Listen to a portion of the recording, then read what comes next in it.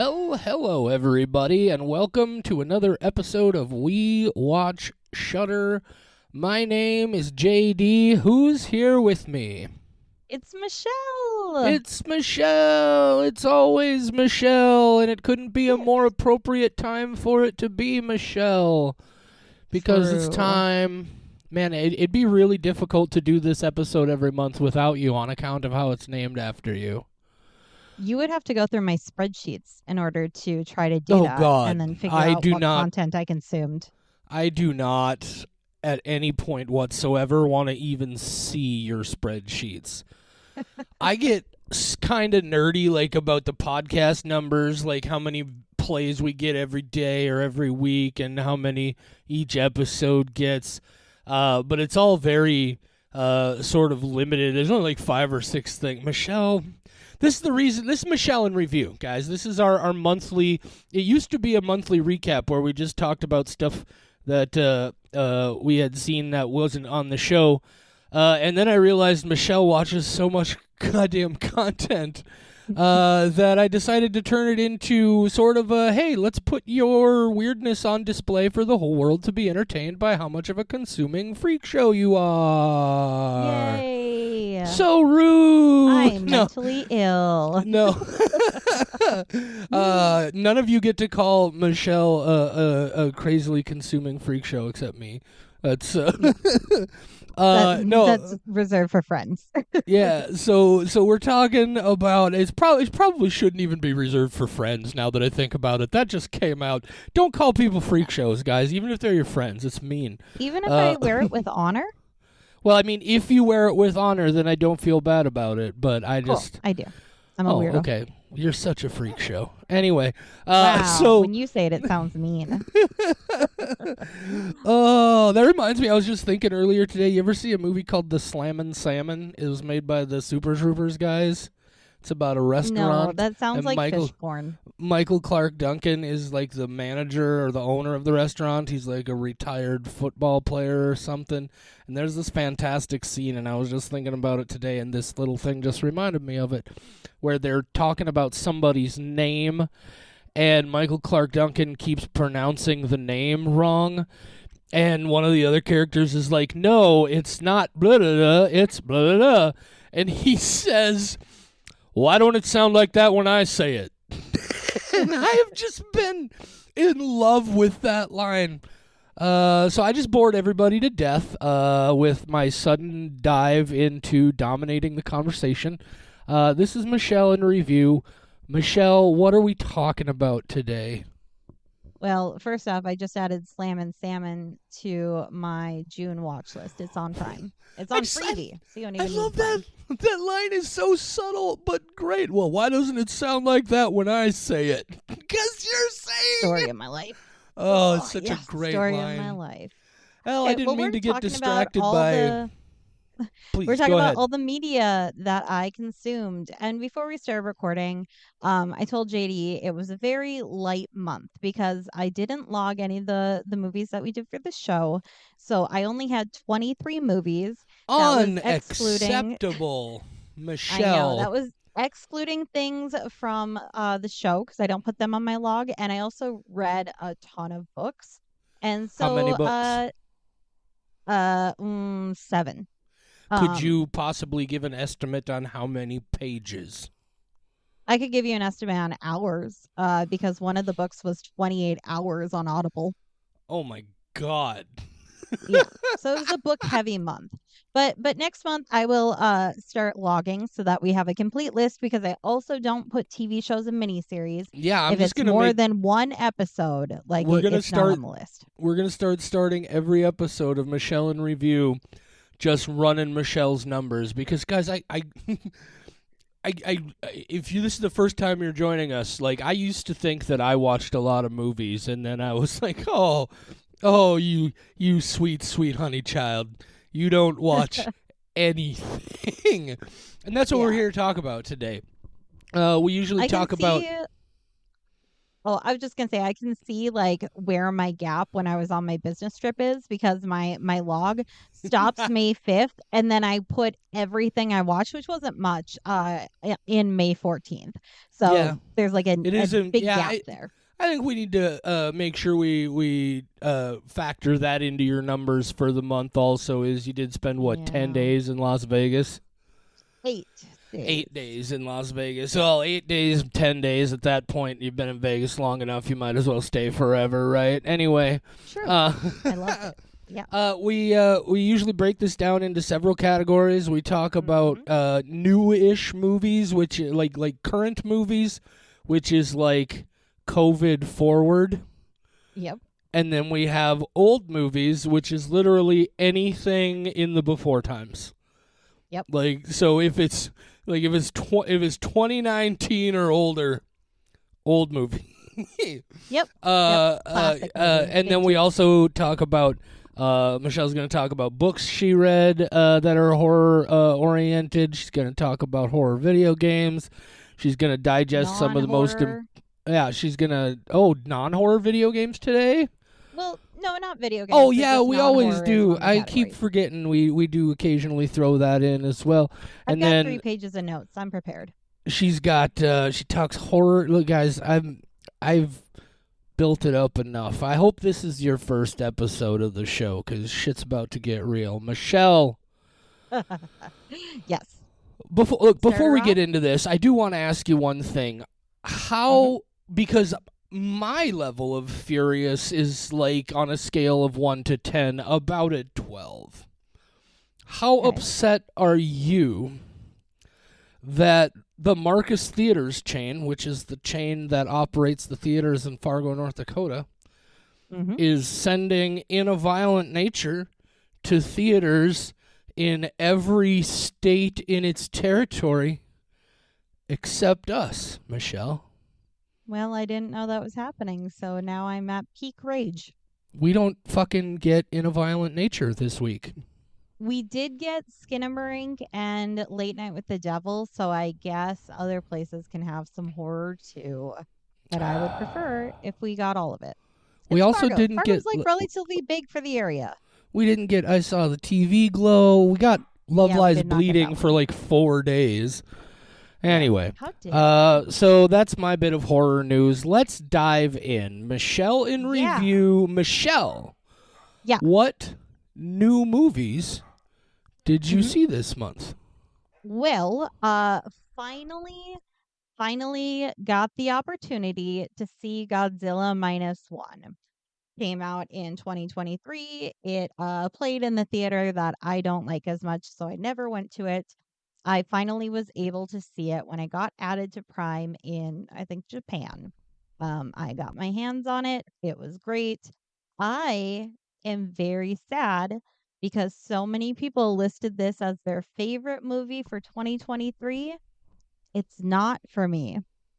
It is not Ooh. like in my top 5. It's not bad. I think It's part not of in it, your top 5? no, here's the thing. Ooh. Every bit with Godzilla, 10 out of 10. Every single bit where Godzilla was on screen, great. The concept of other areas of the world having such gigantic hits in America, fucking great. Love that. But outside of Godzilla and just the concept, meh, it was fine. Wow. I mean, I okay, know. everybody gets their own opinion for sure, but I genuinely see I agree that the Godzilla stuff is like 10 out of 10, but what made it such a big deal for me is that I thought all of the not Godzilla stuff was really like A plus level like dramatic character storytelling. I really I don't know, it really connected with me, but that's going to happen. Yeah, and it's not bad. It was nothing against the film. I just went, "Nah, I don't really care about Sure. that. I only care about Godzilla." So part of it is I think the hype train. I was too excited, and then I went, "Oh, that's it." I could see that. Yeah. So yeah, because everybody said Godzilla minus one was on their list, and it wasn't for me, and that's a little sad. But nothing against the film. I just Okay, didn't get so into it. I just want Godzilla. Just You got two. said not top 5. Would you say it was top Yeah. 10? I would argue top 10. Yeah. Okay, I can accept that. Yeah. So yeah, it's not bad. I just got way too excited for it and then felt meh about it. That was my number 2 for the year, I think. No, it was my number 1 horror adjacent movie. My number 1 for last year was Yes. Ennis Main. Yes. Yes, that's correct. So yeah. Which, by the way, I if knew you it was haven't on seen Wanda's that, list guys, too. it's still on Hulu. Ennis Main, go see it. And JD has a blog about it on our new and improved website Yeah. trying to explain what the fuck goes on in that movie. Yeah, guys, before we even move on with Michelle's new movies she's seen, recent movies, I do want to say she just put a whole lot of effort into moving our website from one platform to another. It's going to save us some money. It's going to be more flexible and easier for us to do some things with. Overall, just going to be a whole lot more user-friendly, especially on our side. And we did she did her best to make sure it was more or less just a slight visual transition, and she did a hell of a job. And I wanted to say thank you, Michelle. Yeah, I'm excited. There's so much stuff we can do on it She now did that we all, couldn't before. and she did all of that in addition to all of the content she consumed and her 8-day trip to Las Vegas and everything else. She did 4 days at CoreCon. Oh yeah, yeah. The Yeah, nerd there was a convention, the local nerd lot. convention. There was Yeah, a it was a lot. very busy May, but I have to stay busy or the bad thoughts come in. So this is how I operate. Right, idle hands, idle minds. Yeah. Okay, so you saw Godzilla -1 finally. That's awesome. Yes. Can I throw just Yes. one quick finally in here, Michelle, because it actually plays off of that? Yeah. I finally, after all this time, got to see Teenage Mutant Ninja Turtles: Mutant Mayhem. Yes, Which and you felt the that same was as me, but that was your- Godzilla. yeah. Well, sort of. That was. If memory serves, that was your favorite film of the year last year, wasn't it? Like Yeah, overall. so we swapped. Yeah, and I don't dislike. It's not even. Look, by the time I was done with it, I really liked it. It was just a real interesting experience because of the animation style. And I've run into this before. A few years ago, Netflix did these like 3 Transformers animated miniseries. And it did this same thing where it's like 3D models, but it's this very like old school 2D art style applied to the surfaces of those models. And I think it's just so different that it took because I have seen so much animation and the progress up towards this. I think it just took me some time to adjust to the style. But by about, I would say 2/3 of the way through the movie, I was able to finally just get lost in it a little bit, and it was really good. And so I'm glad I did finally get to see that. And then I saw Dungeons and Dragons: Honor Among Thieves for the 3rd time, and that movie is still so much better than it's like. It's weird because even on Rotten Tomatoes, it's like in the 90s for both critics and audience, and I still hardly ever hear anybody talk about it. Anyway, That's because it's just universally beloved, and so everybody That could assumes be. everybody else likes it, especially It's in our friend perfect. group where It's we're so all nerds good. who like D&D. Oh yeah. Okay, Yeah. Michelle, what other new movies and recent movies have you seen? Yes. Okay. So next up would be The Jester, released in 2023, but finally landed on Shudder in May. Just gonna come right out and say it. The thing that everybody is saying, it's a Terrifier ripoff. Here's the thing, I don't give a fuck. The movie was fine, like plot wise. But like, you give me a creepy clown, a creepy jester who's just like over animated. I don't care if it's our clown. I don't care if it's the jester. I'm gonna like it. Outside of like the jester, kind of like how outside of anything with Godzilla and Godzilla -1, it was just kind of meh. But like anytime he was on screen, I was like, I really like this fucking weird little guy. He's just a weird little guy who just wants to murder. So the Jester worth checking out, especially if you like Terrifier. It's not as brutal as Terrifier though. Like there are some scenes that they do and they pride themselves on having stuff that is unwatchable. I've heard Terrifier 3 goes even way further. So it's very brutal. The Jester is basically Art the Clown, but not as much so, like just breaking bones and putting salt in open wounds. It's really fun. It's just a fun character. Give me more weird little silly guys. I saw about the first, I want to say like 10-15 minutes of it, and it wasn't really like, I think I was more just not in the mood to really be watching a movie at that time, and so I ended up doing something Yep. else. Yep. But I think, to be totally honest, even just from what I saw, I really think the only reason it gets such a heavy comparison to Terrifier is just the Jester design. It Yeah. looks like Art the Clown with a little bit of color and a fancy hat. And the hat And the isn't even all mannerisms. yeah, the hat isn't even Yeah. all that different. It's just a much bigger version of the silly little hat that Art wears sometimes. Yeah. But He's just a silly little guy. yeah, even in those few minutes though, I definitely got the impression that it's very much a sort of unique character, but the design of it is very reminiscent. Yeah, I I think it'll believe be I said impossible. it was like a weird cross between Art the Clown and that mask that the dude in the black phone wears. Yes, I also got Black Phone vibes from it. Yeah, That was one of my favorite movies a couple of years ago. well, that's too bad. Yeah, it's gonna be oh, I fucking love that movie. It's gonna be impossible to do anything with the clown where he's over animated and way too into murder and not be compared to Art the Yeah, Clown. yeah. It, Art it's is it's like iconic now. you can't do found footage without comparing it to Paranormal Activity or found footage possession movies. Like it's just a thing, and I'm fine with that. I'm glad to see what other weird little guys we're gonna get in the future. So yeah, Terrifier slash the Jester is on Shutter, so check that out. Cool. My next one, daughter of David Cronenberg, Caitlin Cronenberg, put out her first full-length directorial film called Humane. Have you heard anything about this, JD? No, I knew his daughter, much like his son, was also becoming a filmmaker. But I mean, you know me, I don't follow the news super close anymore, and so no, I wasn't aware this was happening. Yeah, it does not feel like a Cronenberg film. It kind of feels like Brandon's the son's name, right? David Cronenberg's Yes. son, Brandon. Uh Brandon kind of followed in his dad's footstep and does like some weird body horror and some really good like special effects and And practical real effects. stabby. Real stabby. This, if I did not know it was Cronenberg's daughter, would not know. It's not his style, and that's not a bad thing at all. I'm just saying, like the son definitely followed in his father's footsteps. Caitlin did something else. I really enjoyed this film. To keep it spoiler light. We will say that a man invites all of his kids over to his house for dinner because they're going to discuss his plans.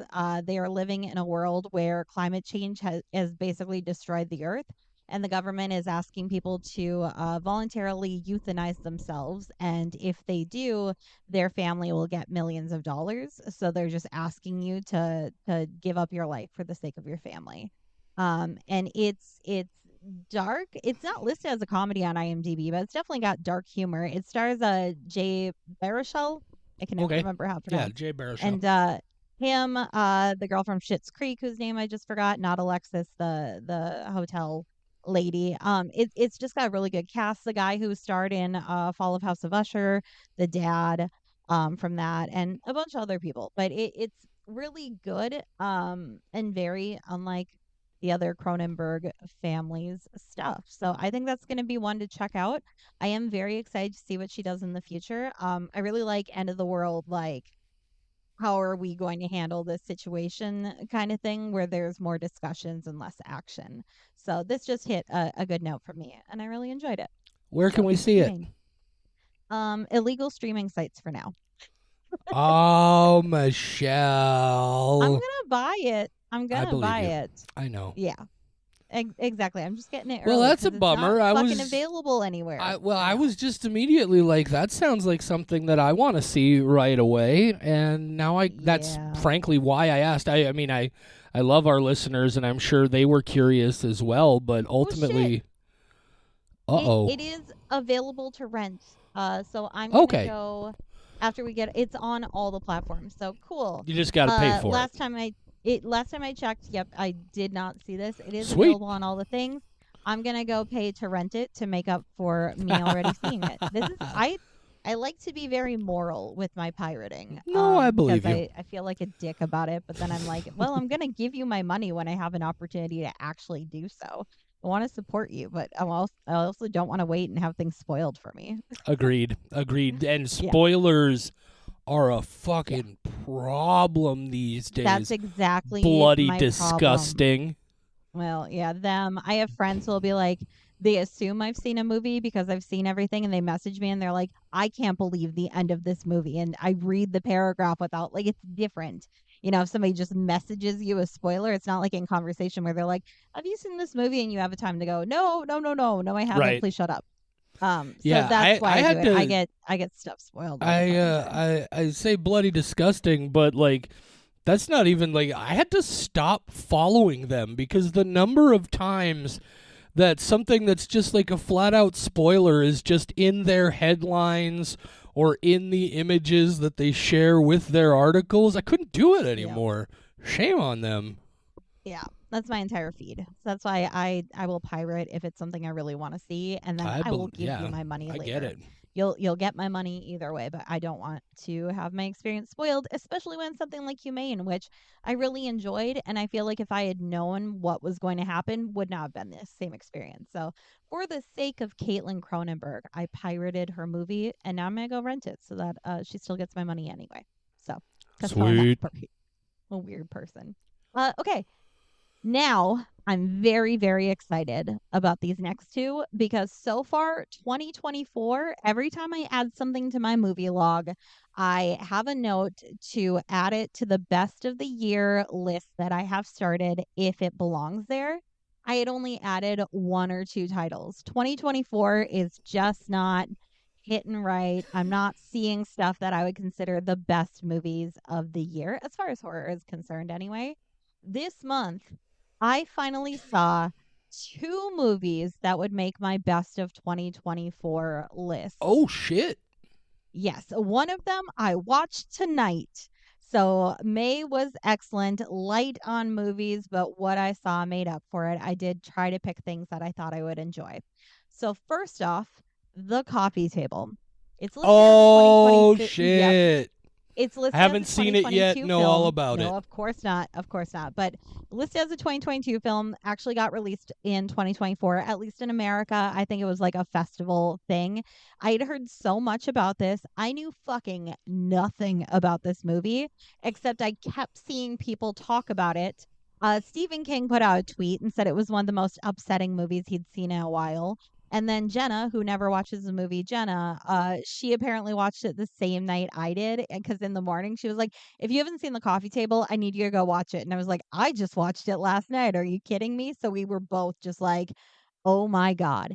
I don't want to say a single thing about this movie except that Don't. you have to be prepared to be uncomfortable. That's all I'm going to say. Be in a headspace where you're okay not being okay with what's happening on screen.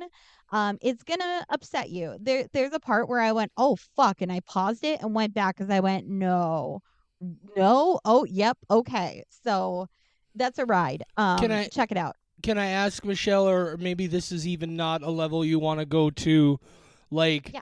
not okay in like a violent sense or like Mm, in just a in a deep foreboding dreading sense of okay. how are you going to get out of this and how will you be okay Okay. afterwards. That's all I It need to is hear. constant. Yeah, it's constant dread. Cool. I don't want to say there's violence, but I will say there is some stuff that happens that's very graphic. But it's not like violence in the sake of, like, let's say Terrifier, where it's violence for violence sake. It is a plot point, and it's very upsetting. And then Okay. yeah, yep, it's upsetting. I highly recommend it. It's got some phenomenal acting, and just, oh, they did such a good job with that one. So Yeah. The Coffee Table. I It's about a coffee table. Go almost watch it. almost rented that last night. Oh, it's But it so was worth it. late, and I was afraid I was going to fall asleep. And I've heard so much about it that I want to make sure I give it the time it's due. So, Yeah, after you watch it, you'll have to post in the group chat with me and Jenna because oh okay. man, there's some stuff that I know you're gonna have a reaction to. So yeah, I'm excited for you to see it. So okay, coffee table, and then the movie that I watched tonight. It just wound up on Hulu, I think yesterday, and I finally got to see it. And it's potentially my favorite horror movie of 2024 so far, The First Omen. I had the lowest of expectations when it came to this because I know it's like the Omen, but new, even though it's the first one. And it did some really, really fantastic stuff. It legitimately scared me at certain parts. It does some really, really creepy stuff. There's a part with the creepy lady and she laughs just like my friend Kate. So I didn't like that because then I was thinking like this is Kate in this woman's body. That made me uncomfortable. There's some stuff about pregnancy and birth, and I realized that you could just like have a birth scene with horror music and certain camera angles, and even if it's like the happiest mom in the world, that's going to be horrific. So the way that they shot this, I was like, this could be some like glamorized home movie, and I would be so freaked out by it. It's a creepy experience. I don't want to do it. Props to all the moms out there, but dear God, no, thank you. It's too much. And there are also 3 squelching subtitles, so that's how you know it's a good movie. You give me those squelches, I'm gonna like it. That's just how it is. It's fucking creepy and it's effective, and the main lady is such a great actress, and also Bill Nighy's in there, and I fucking love him. So, The First Omen, probably my favorite horror movie so far, and it'll be hard to top it. That's really interesting. I've personally never been a big fan of the Omen franchise in general. You know, Me neither. it's that sort of Judeo-Christian horror sort of thing that has to just work very, very specifically or doesn't work for me, and I've just never been. So I guess I couldn't say one way or the other, but that's interesting to hear that that was Yep. your favorite. It is 81% fresh on Rotten Tomatoes, so that definitely Yeah. means something. And it's on Hulu. I fucking loved it. I did not expect to love that at all. I never would have thought this will be my number 1 of the year. I thought, okay, it's gonna be The Omen but remade, whatever. But about 5 minutes in, it did something, and I went, oh shit, this is gonna show us some new stuff. Okay. It did a thing I've never seen in a movie before, and then it kept doing stuff, and goddamn, I really loved it. First Omen on Hulu. Check it out. Yeah, I'll have to give that a look. See, Yeah. I mean, I'm probably not gonna have the same opinion as you, but when you say it's your favorite Yeah. horror movie of the year, I at least have to see it to be able to properly mock you for your silly opinions. There are gonna be some things though where you're like, "Fuck, that's heavy metal." I It's wouldn't be metal surprised. AF. I would not be surprised. There are definitely some things where you're gonna go, "Oh shit," and then laugh in the way that like, "Oh, I love this horrific moment in this movie." There's definitely a lot of that where like I can only imagine what the theater people were doing when they watched it because I'm like, "Oh man, I can just hear them being like, no, no," as things are happening. Nice. Great movie. Really, really well done. Okay, What older else horror. new? Oh, nothing else on the new list. That was the noteworthy stuff. Can I throw Um, one new thing out? yes, Uh, absolutely. Also, a thing that I just saw tonight, and we were chattering about it a little bit. Oh, Uh, yep. this is a Norwegian film from 2022. I think it just recently was available here. I don't remember ever seeing or hearing about it, so I think it's mostly a new release here. I had When did seen you it, but I see it? think it was on like I think it was on like Hoopla or something. Okay. Which is the library subscription service, and Okay. they will put some really obscure stuff on there Sure. occasionally. And I think that's the only place I've seen it. It's not easy to stream, or at Sure. least it wasn't. It Yeah. might be more accessible Anyway, now. guys, we're talking about a 2022 Norwegian film called Good Boy. It's easy to find. It's currently available if you subscribe to Amazon Prime. It's free with your Prime subscription. If you don't have a Prime subscription, you can watch it free with ads on Tubi. Here's what I'm going to tell you is just this. This is a movie about a man and his dog, and the man gets a new girlfriend, and, well, the relationship between the girlfriend and the dog gets a little complicated, and that's all we're going to say. This is it's not a really intense movie. Like, this isn't like a white knuckle edge of your seat thing, but this is as Jenna, who never watches the movies, Jenna, who is the one who told us to watch this movie, and it turns out, of course, you already had, as she said, like this movie doesn't fuck around, right? Like, it gets to, like, I said, what the fuck to my TV screen 2 minutes into the film. 2 minutes. And it just doesn't stop from there. I strongly recommend you check it out. It's weird as fuck. It's not violent. It's not gory. It's just weird as fuck, and really kind of unsettling in a lot of ways. With a big finish that is just almost beyond the pale. I really enjoyed it a lot. Yeah, I also would recommend Good Boy. Holy shit. I got excited that you two were talking about it because, man, that's a movie. Yeah. One other thing that I want to mention, because it's not available really anywhere right now. It's a movie. I did a bunch of reviews of short films from the Chicago Horror Film Festival on our Instagram and Facebook. We're not going to talk about it all here, obviously. Just go check it out. So many movies that I got to see. I do just want to put this movie's title in your ear. It's one of the only I saw 3 features from the festival. It's called Cannibal Mukbang. Mukbang if you're not familiar. They have an Instagram page. It's just Cannibal Mukbang Film. I think they're on Facebook as well, but I'm not sure. Follow this movie. Keep your eyes peeled and see it the first chance you get. This is maybe... I mean, it's hard to compare because most of what I saw were shorts, but this was definitely my favorite feature that I saw at the festival. It's fantastic. Etheria Film Festival folks just held a screening for it with a virtual Q&A after.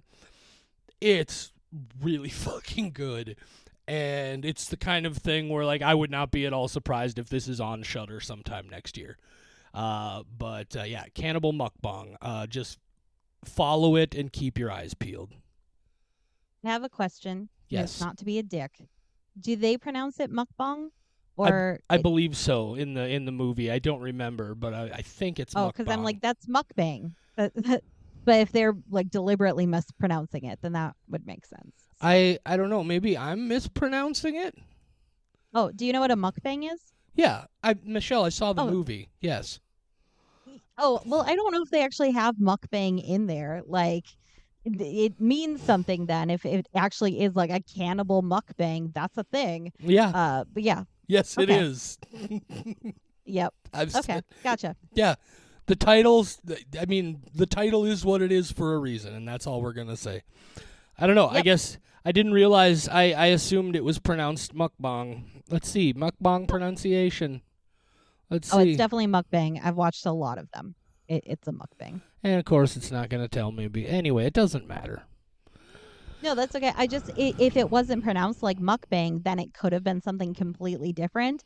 And I was going into this like, oh, cannibal mukbang. I have an idea. And so then when you said mukbang, I was like, oh, maybe it's not what I think at all. But if it is a mukbang, awesome. I have to see that then, because cannibal mukbang, that means a thing, and that's exciting. So. I guess it is mukbang, and I've just been an idiot. So it's all thanks good. for... It's like how no, I seriously thought it might be pronounced differently. It's like when I read all the Harry Potter books and I found out that Hermione, her name was not Hermione, and I was really fucking pissed off about it for a while because I was like, I've been saying her name wrong the whole time. Hermione's a dumb name. Here's the first of all, thank you for giving me enough time to look up and realize that I was wrong and you were right. But It's so also, rare that here's happens. here's what's hilarious about this is I have just always assumed that because I knew it was like an Asian sort of Korean thing, right? But I had this real sort of hoity-toity moment where I just assumed a bunch of idiot American white people were pronouncing it wrong, and it turns out that I am the idiot, You're the American who's which pronouncing is, it I wrong. mean, frankly, it happens all the time. But anyway, Yeah, of course. If you learn a word while reading, I'm not going to pardon make me fun then, of it's somebody. Cannibal Mukbang Film on Instagram. Follow it, keep an Yeah, eye out I for it. I just thought maybe they said mukbang a lot in the film and it was like a joke or They something. So I probably had to didn't ask. say it that way even a single time, and I'm Okay. just a real dumbass. Anyway, enough about It's not me. Let's exactly like a talk word more you about use you. every day. So that's the end of the new movies, the recent movies. Yes. Let's talk Yes, old yes. movies. Michelle, what do you got? Yeah. Okay, so I have, we'll say two categories because one is a movie, one is a director that I wound up watching a bunch of his stuff, and we're just going to go over that quickly. First one, I know that you have opinions about this movie, and I want to love this movie so badly. I saw it in the theater and I felt very confused. I think it was ahead of its time and that it would be better received now, and that a lot of people revisit it and say how it's a classic and they fucking love it. And I just can't, and I want to. I rewatched The Witch from 2015. I want to love it so badly, and I just don't. I don't love it. I want Oh to. man. Well, I mean again, that's fair. Everybody has their tastes I and want to everything, love but it. you Yeah. know you know me and a good like swampy warts and all witch movie, you know. That's Yeah. a good earthy witch movie is really up my alley, but Yeah, I gave it another shot, but I just it's not my thing. It's one of those where like I don't like slow burns. I don't like when a movie Michelle, is did you just see gray what the she whole did to the time. baby? I did. Okay. I saw it. So like that part's cool, but there's just not No, enough it's of that. not. It's horrifying. Yeah, like I like being horrified. That's why I watch horror movies, so it's Yeah, cool. you're fair. That's Anyway, Things can no, be that's cool all and right. horrifying. Welcome to the internet. I haven't seen it in a while, but I saw it in the It's on theater HBO. and then I saw it again on streaming, and yeah, I may have to check that one out again. Interestingly enough, the Yeah. only Eggers film that I've really been well, I guess the only other one he's done is no, like he did The Lighthouse and then and why am I talking about I Eggers? love The You talk Lighthouse. about more films, Michelle. I love The Lighthouse. I don't understand why. I think it's absurd Have you ever and seen a movie I love called it. Cold Skin? I don't think so. Is that an Here, Eggers film too? no, but here's what I want you to do. Oh, First of all, you need to understand one thing. It came out. I'm not sure if it was. I'm pretty sure it was before. It came out something like 6 to 12 months before The Lighthouse. Just go watch it with that in mind. It's a completely different okay. movie, but also it's the same movie. Is all I'm gonna say. Just go I found watch the it. IMDb page already, and I already know what you're comparing it to, and I will watch it and think of Robert Pattinson playing the characters, all the characters Oh, in the watch, room. watch. So You are gonna be. I watch them would. simultaneously. I saw The Lighthouse first, and then I saw Cold Skin, and I was just like, oh my god. Anyway, go ahead. Ah. Okay. So The Witch. I tried so hard. My other one, man, this is entirely the opposite spectrum, but this is so my thing. I watched a movie and I went, "Hey, I like this movie." And then I continued through my list and I went, "Hey, I like this movie too." And then I went to IMDb and went, "That name looks familiar." And the same guy had made the movies that I watched that day. And then I dug a little bit more. So Anthony DeBlasi. I'm sorry if I'm mispronouncing that. He is the person who wrote and directed Last Shift and Malum, both of which I loved, and I put it on like one of my best lists of something at some point. Loved both of those, and I just watched Dread from 2009, which he directed, and that was a rewatch for me. I still love it. It's still very, very ooky spooky. and kind of gross, and I love that. And then I watched Midnight Meat Train, which he Ugh. was an executive producer. And man, I love it. It's so fucking ridiculous. Both of those are based on Clive Barker stories, and I adore Clive Barker. He's just like it's all his things are so gooey. Everything's so gooey. There's like all sorts of body fluids. They're always so colorful.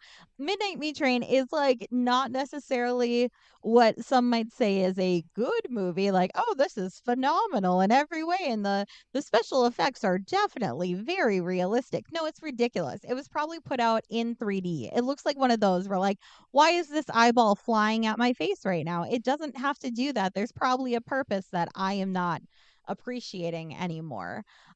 So yeah, I adore him. I did try to watch one more of his movies that I couldn't get into. And then I watched Mother May I from the Profane exhibit. The Profane exhibit is finally getting distributed through Unearthed Films this year in September. And it's about fucking time. So he had to shorten that. And I went down a little like De Blasi rabbit hole.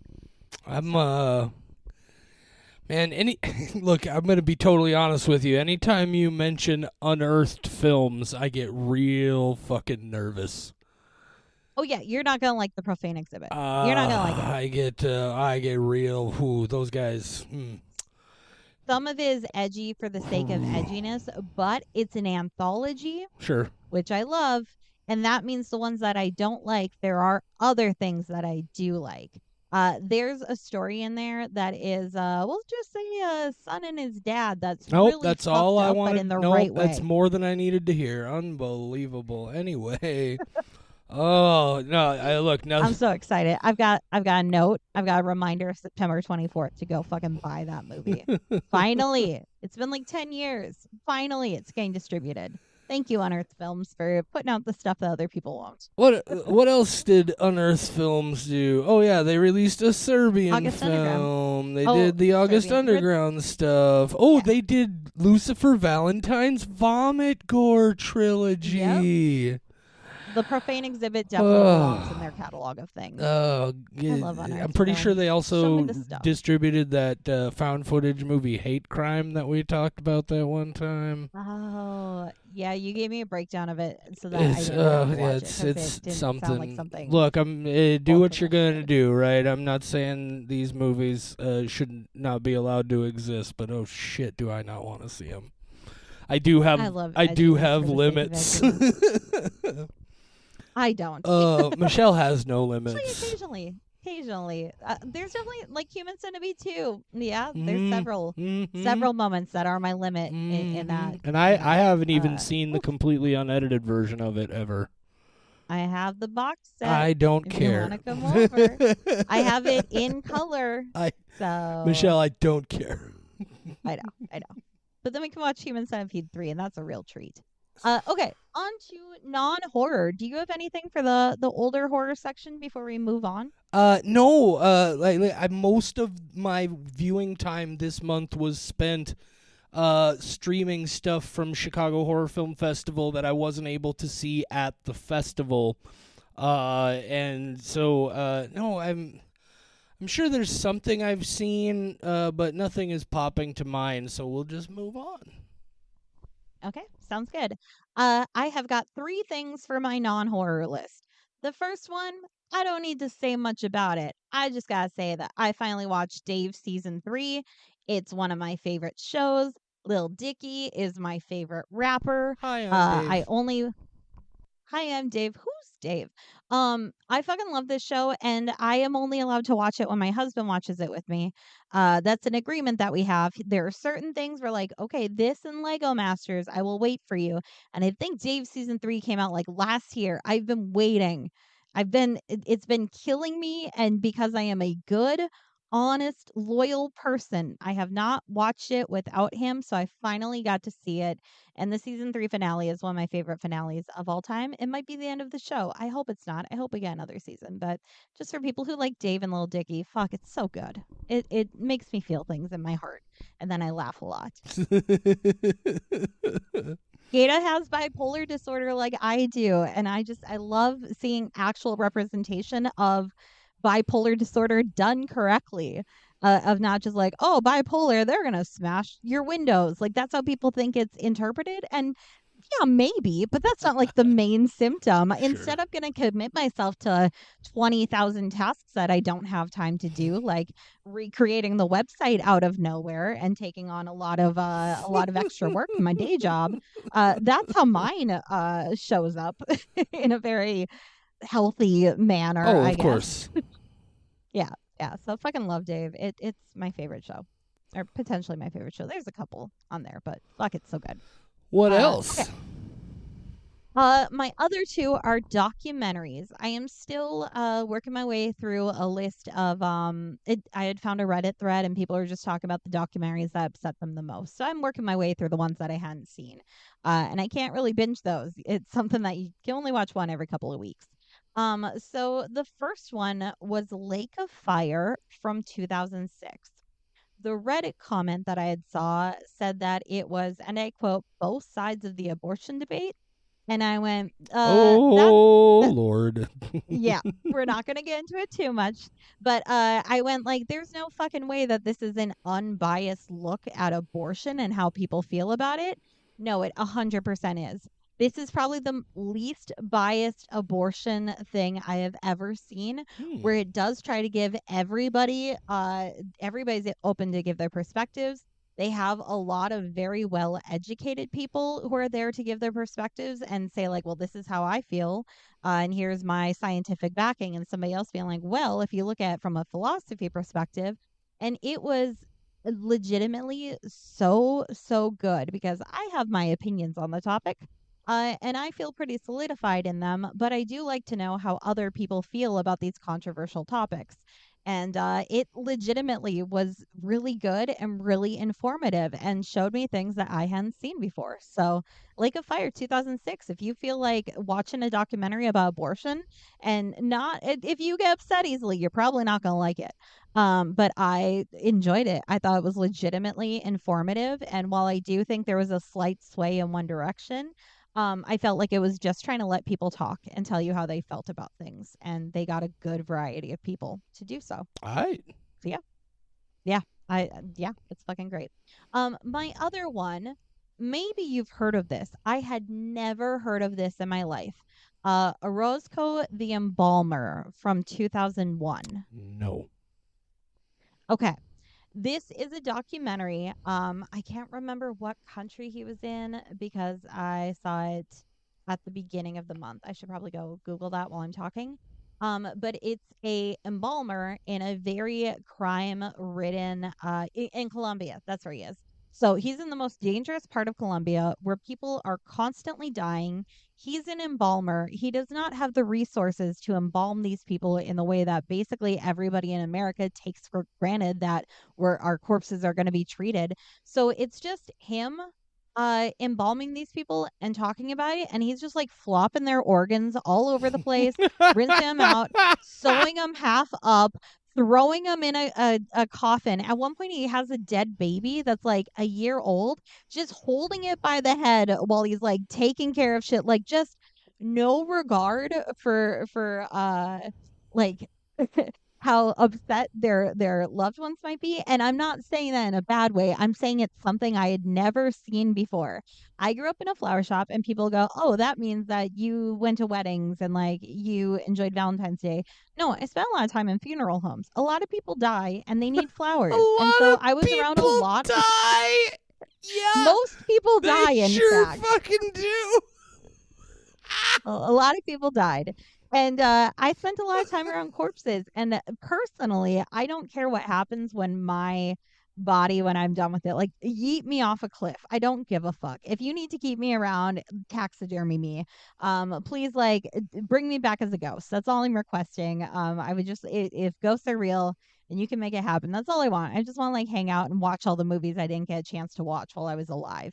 That's my goal, is there's an afterlife and I can watch all the media that I did not get to enjoy. But I don't really care about my body. But Other people do, and I think this being such a desensitized look at something that I think Americans take for granted, that like when you die, you're going to be treated with respect most of the time, and you're going to be cremated or you're going to be embalmed and given a proper funeral service, and you're going to be buried, and it's going to be a whole thing, and the finances don't matter, they'll make it happen.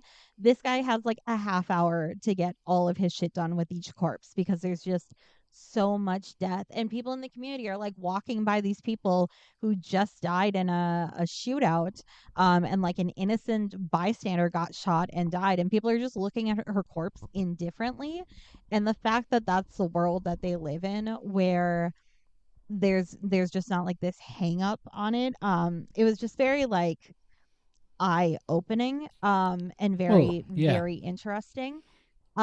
If you don't think that you could stomach a documentary that is 90% embalming, there is a site, you know, there's a site called sinsofcinema.com. Sins of Cinema. And they have an incredible breakdown of Orozco the embalmer, complete with images that don't seem as graphic when they are in motion. Like there's a picture of him holding the dead baby by the head. So you're still going to see death. Obviously, it's a movie about embalming. But the breakdown and the way that they go into like how it's still like kind of respectful. It's just different than what we're used to seeing. I think their blog was incredible about it, and yeah, definitely check out their blog if you can't handle the movie, which a lot of people won't be able to. It's very slimy. Lots of like intestines going all over the place Very and getting rinsed and then slimy. put back in. Yeah, it's a very slimy movie. Well, I mean, But as you're aware, Michelle, quite a few people do die.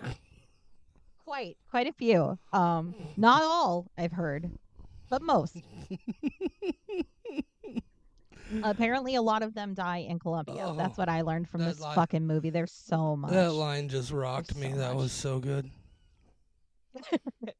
Okay, that's what I got for non-horror. Should I go to my news? I have so much news that I will try to rattle Yeah, off very quickly. the only real significant non-horror things that I saw, I already mentioned up front. I finally saw Mutant Mayhem, and I watched Honor Among Thieves again. Other than that, no. I go. You want to see how I spent my month? Go to the Instagram or the Facebook. I reviewed 50 short films.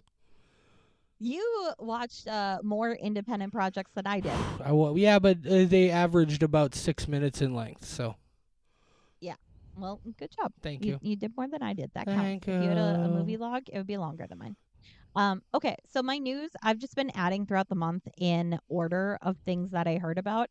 So some of these I might not remember. I just have a bullet point list and I will try to do my best. First off, this one I do know for sure. I'm going to the fucking haunted ship in Duluth, Minnesota this October. Jenna agreed to do it. I'm booking my hotel. I'm going. I'm going. I'm so excited. There's a ship. I forgot the name of the fucking ship, but during Halloween, they turn it into a haunted ship, and I saw pictures where there's like body bags hanging in the engine room. Looks terrifying. We're paying for the VIP pass, so we get stuff that the general public doesn't. I'm just really fucking excited. So that's my news. Haunted ship in Duluth. I'm going. I've wanted to go for years. Jenna and I are going. All right. Yeah, I'm just very excited. This next one you'll be excited for.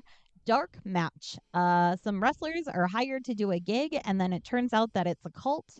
The cinematographer from Possessor is involved.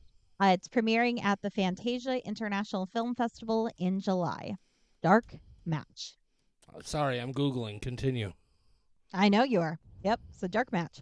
Next, the newest movie from the directors of Talk to Me. It's a very secret project, but we have the name of Bring Her Back. Super excited to see whatever the fuck that is. Because I enjoyed Talk to Me. I want to see more from those people. So that's my next thing. Uh, Skedaddling right on down the list. Savage Hunt. I don't know anything except that it uses a real grizzly bear. And holy shit. I don't know if Wait, you've been around a real grizzly bear. Savage They're what? big. Savage Hunt. Oh, okay. Yeah, not Savage Cunt. Sorry. Although that as a grizzly bear Jesus, movie. Michelle. I was just planning to insinuate it because I was No, reading Savage about. Cunt as a grizzly bear Holy movie shit. would be great. I would like Oh, to can I point not out say that cunt? Michelle is the one who. No, I mean, you're free to say whatever you want to say. I'm just. I mean, I wouldn't have said it. Jesus. No, that's fair. That would make a great bear movie, though. Can you imagine if it was called Savage Cunt and you knew it was a real grizzly bear? Like, oh man, that mama bear is I pissed. think the She's best gonna go bear fuck some people movie up. is if we had gotten Cocaine Bear and they had actually given the bear cocaine. Oh my god. Yeah, that bear would not have had a good time. That would not have been a good movie. That would have been a No, terrible PETA thing. would not like that. Don't give bears cocaine. It's not Don't good give for bears them. cocaine. That's what you've learned today. Is don't give bears cocaine and most people die. That's an important So yeah, message. That Savage should Cunt. be like a T-shirt. Don't give bears cocaine. Most people die. They're unrelated statements. Most Next, people die. The newest Faces of Death movie, What? rated R, has no official release date, but we're probably getting it late 2024. Did you say Faces of Death rated R? Yep. Why? Because can't have those little 10-year-olds seeing Faces of Death. That's why. I did watch Faces of Death for the first time like last month, and it's just meh. Orozco the Embalmer is way more fucked up. Faces of Death also has been demonstrated to be mostly false, or mostly staged. It just sucks that basically all the animal stuff is real. Yeah. There's a lot of fucking animal death that I was not prepared for. Yeah, same with That's like unfortunate. Mondo Cane, and then of course you had Cannibal Holocaust, where it just Jesus. Don't More dead humans, less dead turtles. Yeah. That's my stance. Yeah, I agree. Next, you're not gonna like any of these. So we've got a Mickey versus Winnie movie coming, which is Mickey Mouse versus Winnie the Pooh, of course. We've got like a horror Pinocchio, movie? Yeah. Oh God. They're versus like a Freddy versus Jason, but Mickey versus Minnie. Yeah. We've got Pinocchio Carved from Darkness coming. And then we've got The Death of Robin Hood. But The Death of Robin Hood, I don't think it actually belongs in the other universe. It's starring Hugh Jackman, and the writer-director is Sarnowski, who did Pig, Nicolas Cage's phenomenal fucking movie. So Death of Robin Hood, I think I added it because I was going for Disney properties, but I think I just wrote that in the wrong order, and it doesn't actually belong there.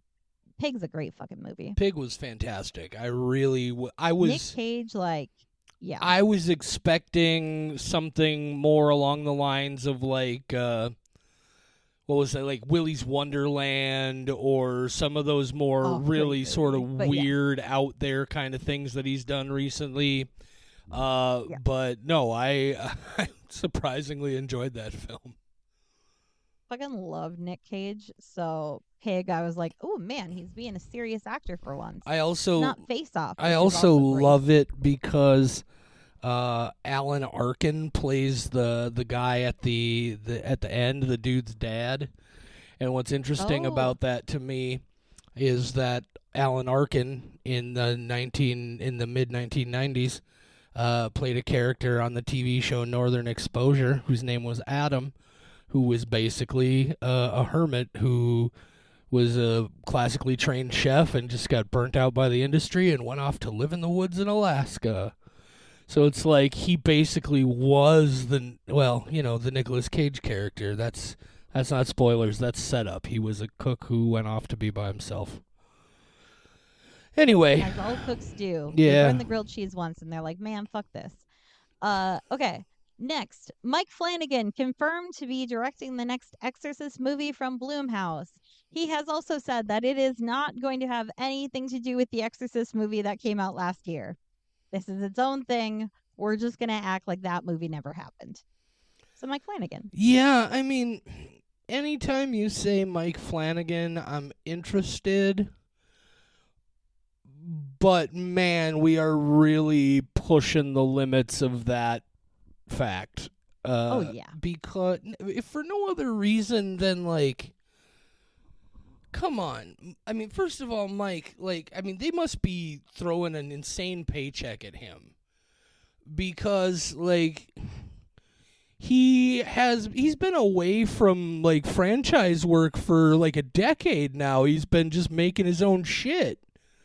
And then he gets pulled back into this, like, frankly tired franchise that, as far as I'm concerned, only had one movie that I found really enjoyable. Like, I mean, it's Flanagan. I'm gonna see it, but I don't know. I wasn't as, like, immediately, oh shit, this is awesome, bring it on, as I should be when I hear Flanagan's name. Yeah, you're cautiously optimistic. I wouldn't even say optimistic. I'm just cautious all the way around. I'm very anxious That's about fair. it. Yeah, that's fair. Next, they're making a John Wick pinball game. I have no other news about that. I'm just really excited. And I'm gonna play the shit out of that if I find it in an arcade because oh my god, John Wick as a pinball game? That sounds Odds awesome. Fargo Pinball puts it in at Drecker one of these days. I'm hoping because yeah, I Yeah. will play the shit out of that. I love me some pinball. Next, oh my god, didn't even realize we just talked about Nick Cage. There's a Nick Cage movie coming out that I had to put on Long my legs. list. Well, that one too. This one, Oh though, God. is The Carpenter's Son. It is a Jesus horror movie. The Carpenter's. Did you say the Carpenter's son? Yep. The For Carpenter's for a Son. minute there, I thought you had said the Perpenter's son, and I was like, what the fuck is a Perpenter? And then you Sorry, I was mentioned having a Jesus, stroke. and I realized it's just my ears are terrible. Well, that's fair. My mouth might be terrible. Who knows? The John would Carpenter's probably Son. know. Whoa. It is asleep right now. I don't Wow, ask and him. that was Jesus. What is wrong with me? Holy shit! Insinuations. He's my husband. He knows all the things. I just tell him facts about myself. I'm like, hey, did you know that my mouth is awful? He's like, oh, I didn't know that. Thanks for telling me, wife. That's how our relationship is. I just inform him of things. He goes, oh, well, cool. Thanks for letting me know. When we get to the book section, I'll have a little bit more to say about that. Oh And Lord. we are hustling through news though. So it doesn't get any better than this. It's a found footage movie that won Best Feature at Salem Horror Fest. Found footage, it with awards and shit. Give it to me. It doesn't get any better than this. That's the name of it. I don't know anything else. Found footage. Found footage. It won an award. I want to see it. So That's that's that. that's not the one where we watch it from the demon's angle, is it? I don't believe so. I don't remember what the name of the demon one is, but I don't think I'd heard this title before. Okay, I've never heard that title before. Yeah. I'm real excited about it. It's not my multi-dimensional door one yet either, but I'm really excited about that. Hidden something, I don't remember. It's in my notes. Okay. And then next, Sentinel, new stop motion movie from Phil Tippett. What? Yeah, How called Sentinel. how am I? Oh God, talk, Michelle. I'm googling. I don't know anything about when this is coming out. I have just seen it mentioned. I don't even see it on IMDb. I think it is a very, very early project. Usually, if it's not on IMDb, we've got at least a year of waiting. But yeah, Phil Tippett, he's gonna make us some more shit.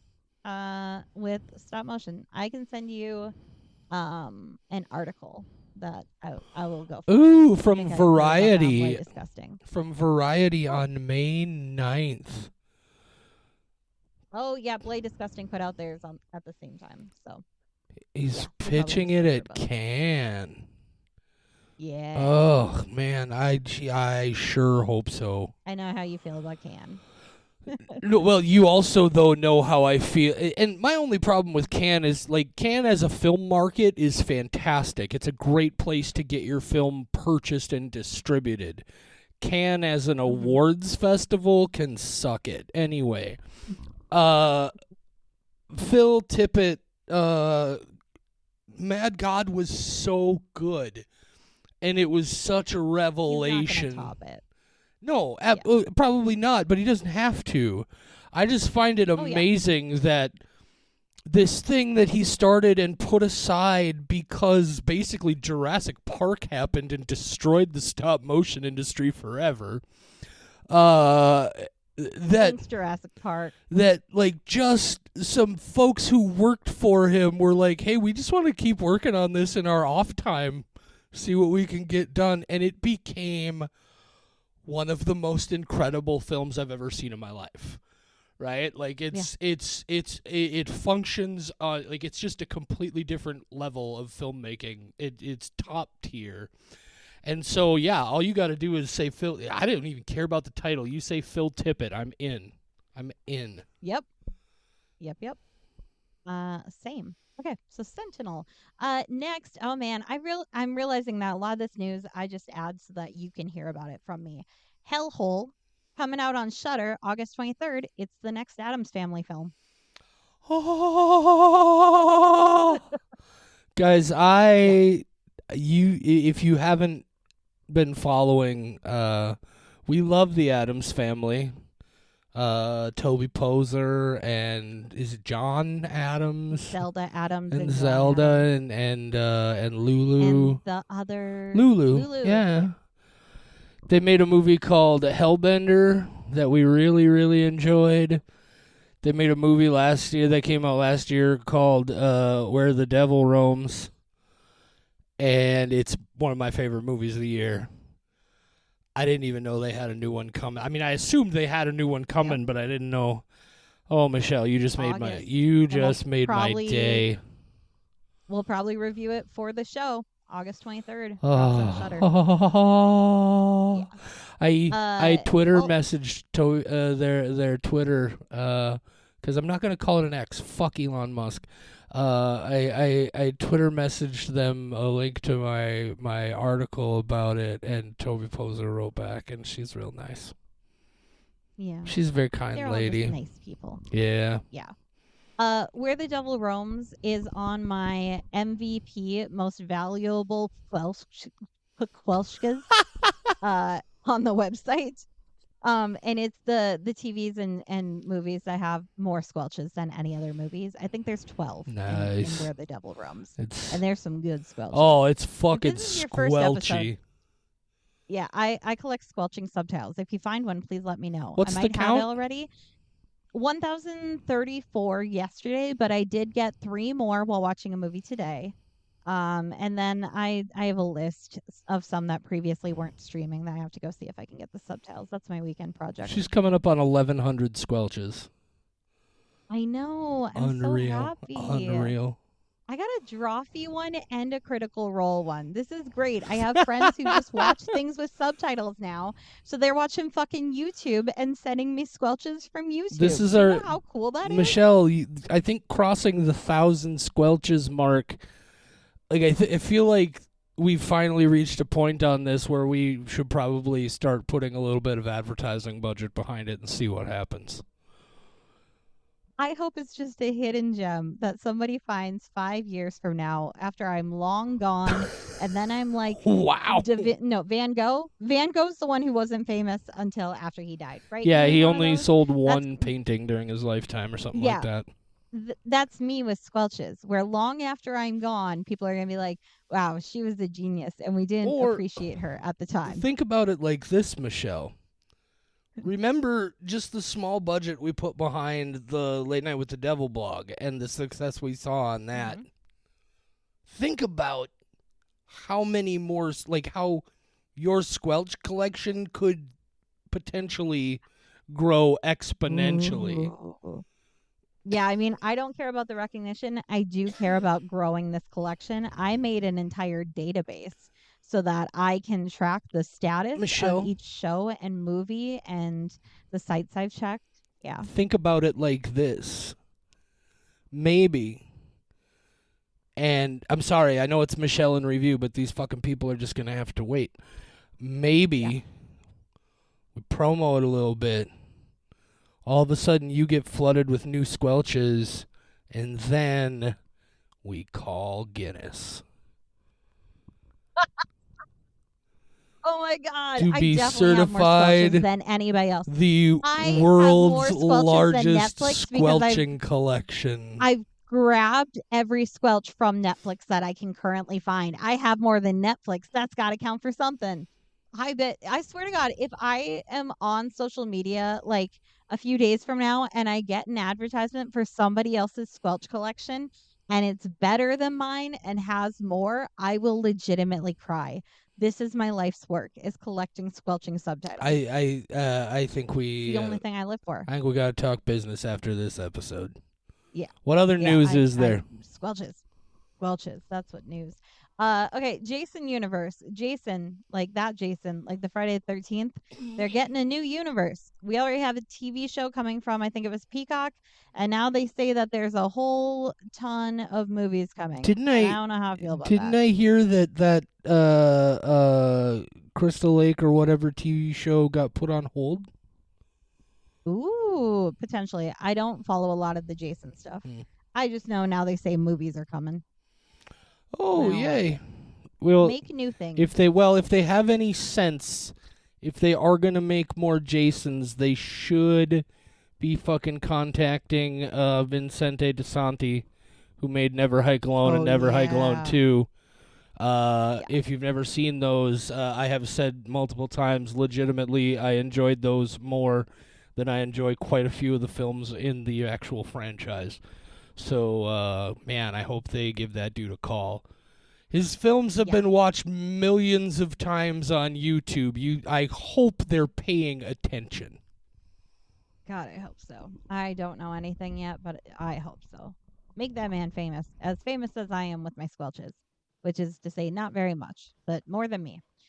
Next, more fucking stop motion. Ari Aster is coming out with Hansel and Gretel.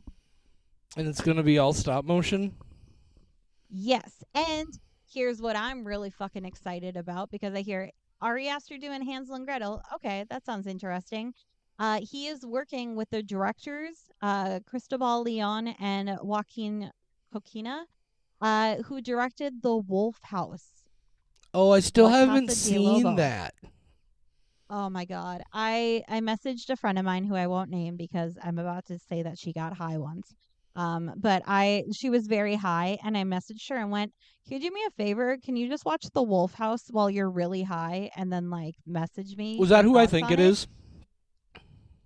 I did not probably not. Okay. But we'll have to ask after the show. Okay. I don't know how to hint without telling everybody. You still live down the street from me? No. Okay. No, different person. Okay. Yeah. Not that high person. Different high friend. I have people who do drugs in my life. Gross. There's one right here. Stay off drugs and whatever else. Okay, I don't remember the slogan. I signed that paper. I disappointed that dog so hard. But yeah, the Wolf House. I asked her to like the dog from Dare. Don't give me that look. He's so disappointed. I signed that paper in like kindergarten saying I would never do drugs. I had just completely lost the train of the conversation, and then all I heard was I really disappointed that dog, and I was like, what the... just talk about Good Boy again. Well, yeah, I was going to say I had just watched Good Boy, and you said I really disappointed that dog, and... Yeah, probably not. Oh, that movie is something. But yeah, the Wolf House. This friend, I asked her to basically live tweet me as she was watching it, and she made it like 20 minutes of going like, what the fuck, and then she just stopped typing, and I was asking her like, hey, what's going on? And then I didn't hear from her until the next morning because she got so high she was just trapped watching it and couldn't message me. Well, I've been there. And I was like, oh man, that's why I don't do that. Because I do not trap me in my own mind, especially if I'm just stuck watching The Wolf House. Weird movie. I ate a perfectly reasonable amount of acid and watched Mad God one time. Oh, that sounds like a nightmare. It was wonderful. I have heard. I've heard good things about acid, well, but I can't be trusted. Look, with my here's own mind. here's the facts about it, right? Like, and I don't mean this in a like you're a wimp kind of way. Some people can handle it, some people can't, right? It just is what it is. It's not for everybody. Yep. But nope, I definitely cannot. I managed to keep a pretty solid handle on it, and god damn, I haven't done that in a while. I should find a movie I need to watch and go talk to my guy. Anyway, this episode is really going off the rails. Oh my god, not even going off the rails. We're just kind of just going. We're just going. This is just it's called having a conversation. Are we still in the news? That's what it is. Yeah, I've only got 2 more. No, that's cool. I just wanted to make sure I knew where we were. Yeah. Blumhouse is making another My Bloody Valentine. I don't know how I feel about that. I'm excited, but not super excited. I Yeah, don't know. I I hope it's in 3D. as I recall, I think we both enjoyed the original Yes. significantly more than we enjoyed the Jensen Ackles remake. I don't remember. But no, I I like mean both it's. though. I'm never against the idea, just in principle, right? It's just we've been there twice. What more can you possibly milk out of this concept, right? But Blumhouse has done a lot of really good stuff. They've done some stuff that didn't work for me as well, but they've got a good enough reputation that I'll give it a shot. Yeah. I'm optimistic. We'll see. I did have to. I just went and looked back at the ratings on our website, where you can now see all the ratings of past shows, and you can Dude, even it's filter, so you don't so have to look through cool. the whole thing. She's I got know. I a spreadsheet thing up there. It's literally every rating we've ever given, even when we've done like multiple movies in a single episode, like with The Strangers. It's every one of the movies individually. You can go back Yeah. and immediately know the score. You don't have to listen through the episodes if you just want to know our scores. Have I mentioned that Michelle, in addition to digesting all this content, put a shit ton of work into revamping our website? And I've already got a list of adjustments I Do need you to ever make to it. I sleep, am looking Michelle? forward. Do you ever No, sleep? no. I was How up do till you 4 do a.m. that? the last 2 nights so that I You could do you the be site. you be taking Hypnosil or something? I don't know what that is, but probably. That's well, I guess that doesn't stop you from sleeping. That's the medicine from Nightmare on Elm Street that stops you from dreaming. Yeah, I don't have any dreams anymore. They were all Never crushed, so sleep maybe I am taking it. again. Yeah. I don't know what that was So about. my last my last bit of news. Darren Lynn Bozeman is teaming up with Exiled Trail of Terror in Kansas City to make a haunted house. Darren Lynn Bozeman is responsible for Saw and a bunch of other gritty shit that I love. So Responsible I'm for super excited about in that. what way? Like writer director Oh, for several things. okay. I thought maybe Yeah. you were saying he was like the production designer, like the guy who made it look the way it does, or maybe designed a bunch of the traps and shit. No, director of Saw 2, Repo the Genetic Opera, Wasn't couple other things, but James those are Wan the Hallelujah. director of Saw? James Wan was. Hang on, let me just go pull up his. Oh, yes, he did not direct the first one. He starred in the first one, I think, is what it was. Was he the photographer?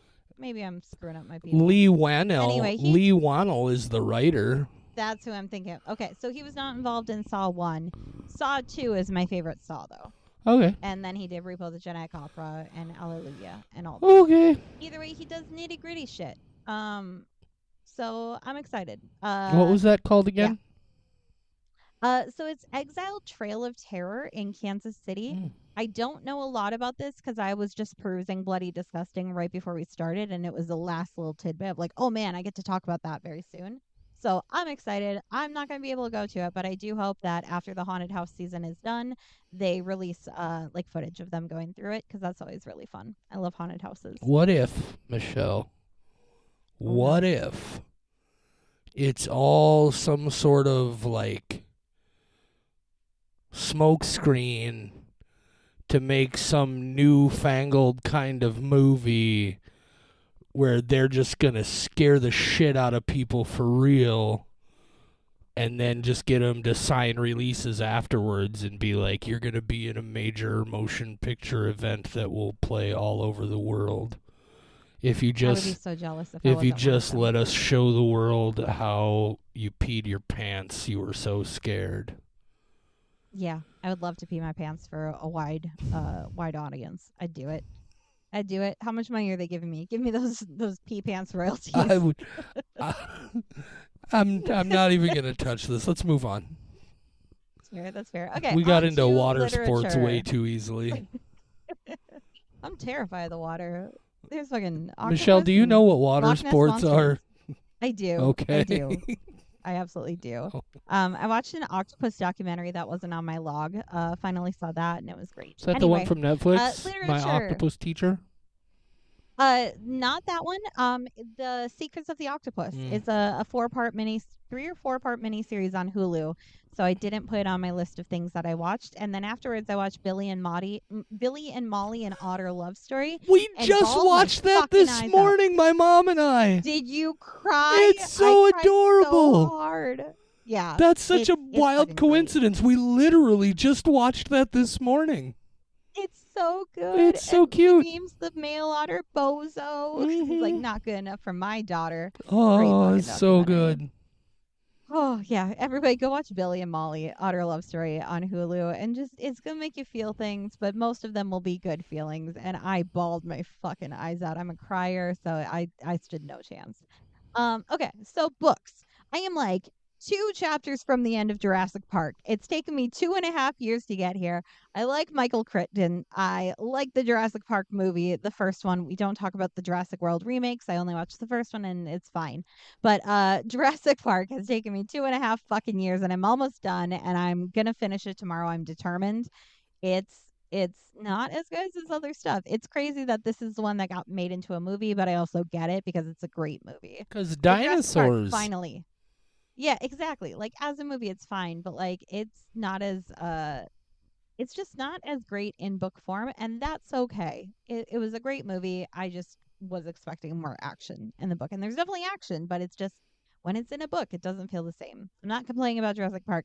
I'm glad to finally have it crossed off my fucking list. On top of that, I read 5.5 books of the Fever series.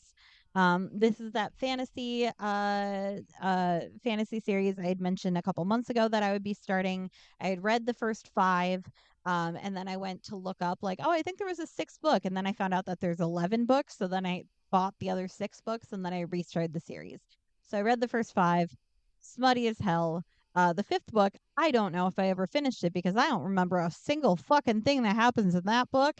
And I started reading at like 1 in the morning and I stayed up the entire night. So for 7 hours straight, I read the 5th book. I finished it right before I had to work and I was so pumped. And then my husband made the mistake of coming home on lunch, and I told him the entire plot of the 5th book, which sounds fucking crazy if you haven't read them, because I'm trying to explain like this whole religion that happens in those books and how this guy is actually this person and this person was deceived by this person. Oh my God, this lady they found, that's not the lady they thought it was. And also there's some really good sex scenes in there. So yeah, I'm very fucking excited to be back to the Fever series. The 5th book is one of my favorite books of all time. It blew me away. You said you read 7 books? So that was 5. 5.5. Okay. I'm starting through the 6th. I read Jurassic Park, and then my last book is Live from New York: The Complete Uncensored History of Saturday Night Live as told by its stars, writers, and guests. Great, great book. This is one I've been doing on Audible. It's 28 hours. It's been a commitment. It's good when I'm trying to work though and still want to consume media. It's accounts from basically everybody who's been involved in the show. It's not just like a romanticizing of SNL and being like SNL is the greatest thing of all time. It's true accounts from people who did not have a good time or did have a good time, the ups, the downs, just the entire history as told by everybody who was part of the production. They even got John Belushi's wife they interviewed her on behalf of John Belushi because he's no longer around. And there's a lot of stuff about his death and Chris Farley, and it's heartbreaking and great book. I'm not the biggest SNL fan. I watch it occasionally. I enjoy it. It's just kind of one of those staple things that like you grow up with, and if it's on TV, you'll watch it. If it's not, you won't. There's a lot of really great talent that came from it, and I think reading this book is more about like a history of comedy, and I really really enjoyed it. Great book. If you're into SNL at all and want to know kind of like the history from not a boring textbook perspective, but just from like people who have been there through the seasons, it's great. And you made it through all 28 hours of this? I have a couple hours left, but Did most of it. I'm at like hour 24. Has anybody at this point, Mhm. anywhere along the line, mentioned Lothar of the Hill People? Don't think so. Well, What shit. is that? What is Lothar of Just the go to Hill I'll find a link and Is YouTube it a it to you. sketch? Yes, Okay. Lothar of the Hill People. Oh my god. It's No, none of this. I have it's no idea what the fuck this is. cavemen, I pulled it right? up on It's YouTube. cavemen, but then they're doing like, oh, my wife is such a pain in the ass, like modern sort of like but in like a caveman cadence, and I am Lothar Yeah, I'll of the have to Hill watch it. People. I Phil don't remember Hartman was that one. involved, I believe. They do mention a lot of like the really well-known skits, but not that one. I will have to go watch it. Rachel Dratch is fucking great. I also love just a lot of like the female comedians, Janine Garofalo and Louise Dreyfus. What the fuck is their first Julia name? Louis-Dreyfus. Thank you, Julia Louis Dreyfus. They did not have a good time on the show. But other female comedians did, and I really love hearing how they're like, yeah, this was the first season where they actually started recognizing that women can be funny, and before that was just male stars coming from SNL. And Tina Fey shows up with Amy Poehler and Rachel Dratch and just like blows everybody out of the water. With what a good writer she was, and yeah, it's a fantastic book. And then I like hearing the drama about people who did not like Michael Lorne and how he fucked him over and all that stuff. It's great. It's a Who great fucked book. who over? What? Oh, I don't know all the details, but Michael Lorne left for a while. He was replaced by this lady who You mean nobody Lorne thought she could Michaels? do the same. Oh, yeah. That's Michael Lorne. Yes, you did say Michael Lorne. Yeah, that's Lorne Michaels' twin brother, the evil one. Yes, Lorne Michaels left Anyway. for a while, yeah. No, when you said it the first time, Anyway. I thought you had said Michael Moore, and I was like, the documentarian? How did he fuck them Yeah. over? Saturday Night Michael Lorne Live have a is huge destroying beef. the Nothing to do with ozone SNL. layer. Yeah, it's really interesting hearing about like political figures who were on the show, like Al Gore. Al Gore's daughter was a writer on SNL. I didn't even know that before this book. That's crazy to me. Why is it crazy, Michelle? I think of Do you think politicians Al as being Gore's daughter would not be smart enough to be a comedy writer for Saturday Night Live? No, I do not think it is possible that Al Gore is allowed to have people who are actual humans in his life as such a big political figure. Okay, that's fair. Nobody in that family is a real human being. So the fact that they just like have a real job and like a fun, creative job, like that's impossible. You're just political figures. You're far removed from the average people. What do you mean? You write for SNL. That's not allowed. You guys are robots. Hey, Michelle, speaking of politics, did you hear that just a few hours ago Donald Trump was convicted on 34 felony counts in the state of New York? Yeah, and I'm super bummed about it.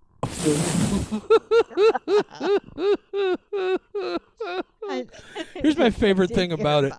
Is they rushed his sentencing hearing on the schedule, and he's being sentenced on July 11th, 4 days before the Republican National Convention, at which he is expected to be named the Republican nominee for president.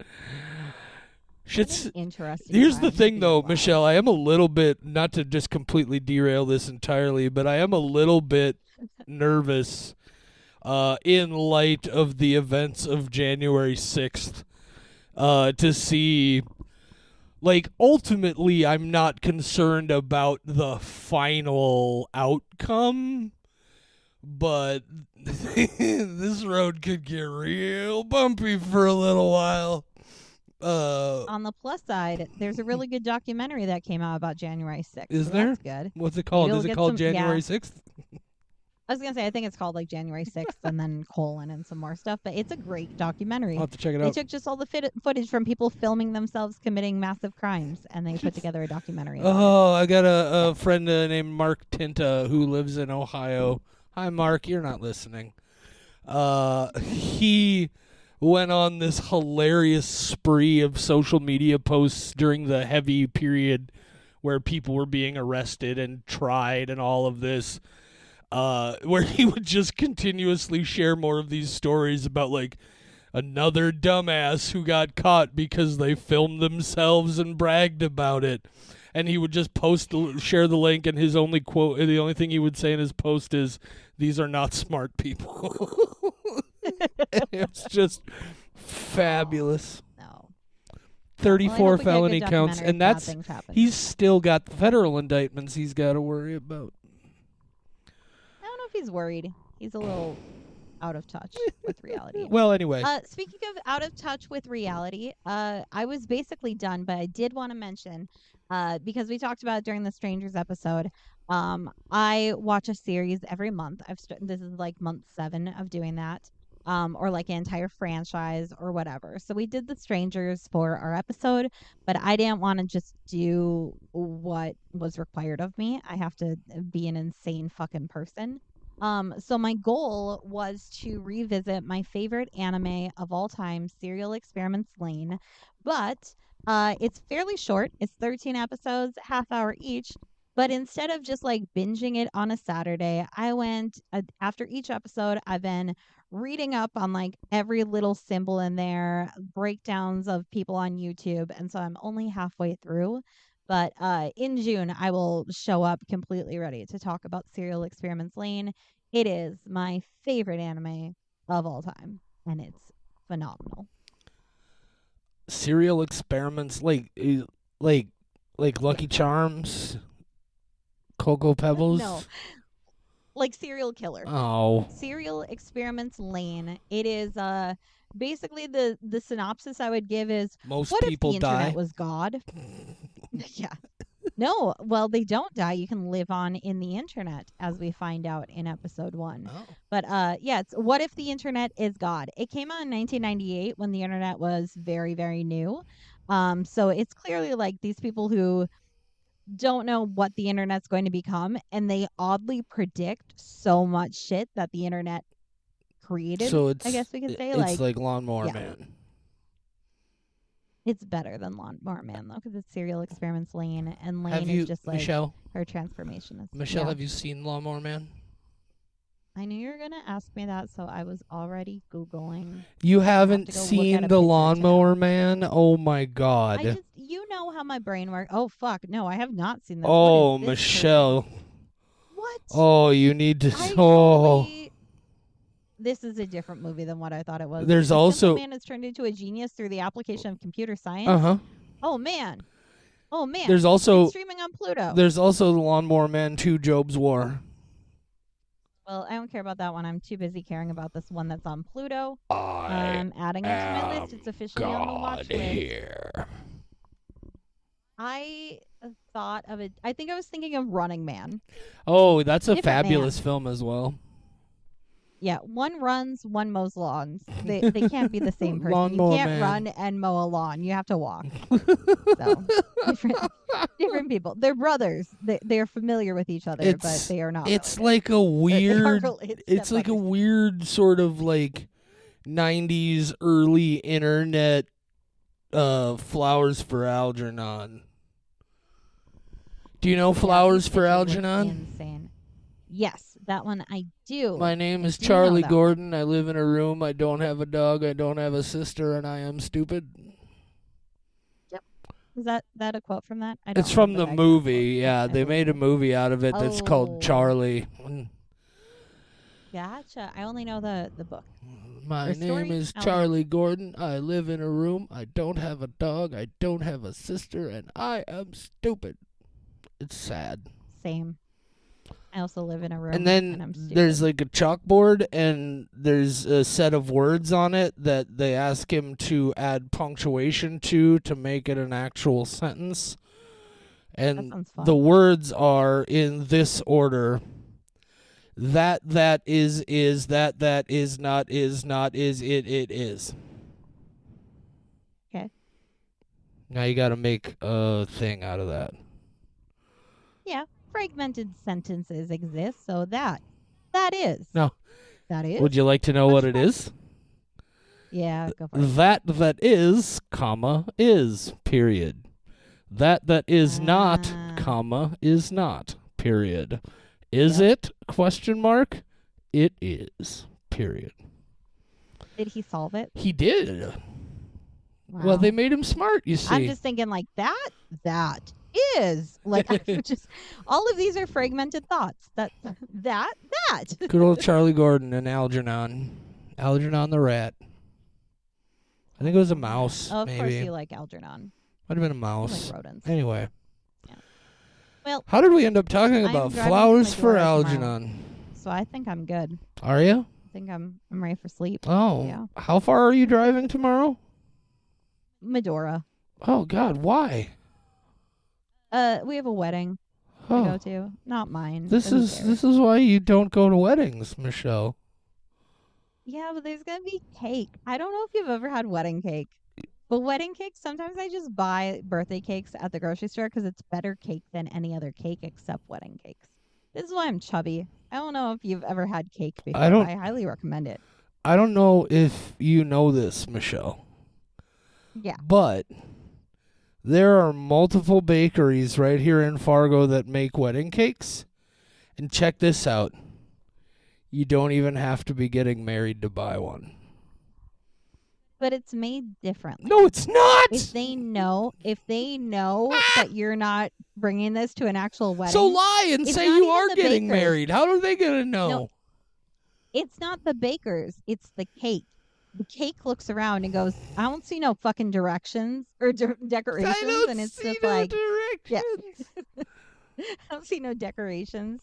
And then it's just like, I'm going to take some of my taste out. And it like throws an egg off when you're not looking. And then it has one less egg and it just tastes kind of off. Ooh, all right. Cakes care about where they're eaten. I don't know if you're aware of that, Oh. but cakes care a lot about where they're consumed. I had no idea, and I guess See, this is why I have to go to a wedding. This guess is why I've I'm learned going to a something wedding, and today. I'm excited about it. Yeah, swear if I show up and they don't have cake though, I'm flipping a table. Like, you guys, Katie, Colton, what the fuck is going on? Come on. you want to know something funny, How dare Michelle? you. So Yeah. before we'll probably wrap it up here, but before we started recording the episode, Michelle officially labeled me a beverage goblin because Yeah, I had a welcome. strawberries and cream Dr. Pepper and a chocolate milkshake. But then I also had a couple of leftover drinks from this morning, which was a little bit of an orange crush and a little bit of a cherry limeade sparkling ice. And they're all gone. I am, in fact, a beverage goblin. Yeah, welcome. It's a great club to be in. I get We're thirsty when I very well smoke. hydrated. Yeah. I get See, I knew you were gonna get the drink cotton chops sometimes. Yeah, you need one for hydration, one for caffeine, and one for fun. That's the rule, and you had that. Your cherry limeade counted. I certainly hope so. Well, we've completely run everybody off, I think, at this point. At some point, they were like, these guys aren't going to talk about anything meaningful again for the rest of this episode. We might as well wrap it up. God, no, of course not. None of this has been meaningful for anybody. Except for, like, maybe the abortion and the death documentaries. Whoa, That's it. Jesus. And the otter one. Whoa, where the fuck? Let's just... I'm just saying that's the only serious stuff going on. And like, those two documentaries and the otter. I'm just Those are it. gonna pull the ripcord and say goodnight, Michelle. Good night, Michelle. For more horror content, visit WeWatchShutter.com, where you'll find our world-famous, patent-pending Ghoul blog and Squelch files, as well as a schedule of upcoming episodes. Find us on social media at WeWatchShutter on Facebook, Instagram, TikTok, and I guess Twitter if you're still doing that for whatever reason. You can email us. mail@WeWatchShutter.com is the address. mail@WeWatchShutter.com. You can even call and leave us a voicemail, 701-566-9510. No, really. 701-566-9510. Give it a shot. See what happens. We Watch Shutter is a production of Rat Factory Media.